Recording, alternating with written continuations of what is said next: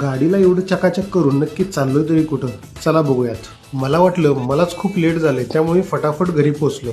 घरात जाऊन बॅगा घेऊन खाली येऊन गाडीत बॅगा ठेवल्या तरी पण कोणी खाली आलंच नव्हतं. जाऊ दे, हे तर नेहमीच असतं की आपलं उरकतं पण यांचंच उरकत नाही, आणि यांचं आधी उरकलेलं असतं तरी पण यांचं उरकत नाही. नाही समजलं ना? जाऊ दे, मला पण नाही समजलं. कोणी येऊ ना येऊ, हा नेहमीच सगळ्यात आधी येऊन गाडीत बसतो आणि हा मागं लागलाय की मी गाडी चालवतो. आता विचार करा, याने गाडी चालवली तर आम्ही कुठं पोहोचायचो? आणि मग आम्ही निघालो नवीन झालेल्या पुणे फलटण हायवेने. मग निऱ्याच्या जवळ जाता जाता ही कुल्फीवाला दिसला. खरंच मस्त टेस्टी मावा कुल्फी होती.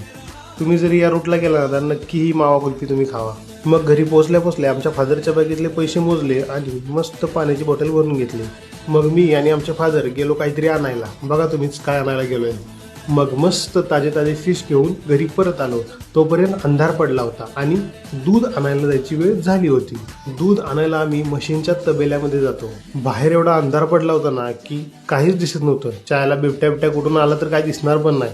आधीच बिबट्याच्या एवढ्या न्यूज बघितल्यात की आता अंधारात थोडं जरी काय वाजलं तरी वाटतं की बिबट्याच आला. आणि त्यात आमच्या गावाकडे सुटले चोर, आणि थंडीचं तर विचारूच नका. मग फटाफट दूध घेतलं तर ही मांजर गाडीपाशीच येऊन उभी राहिली होती.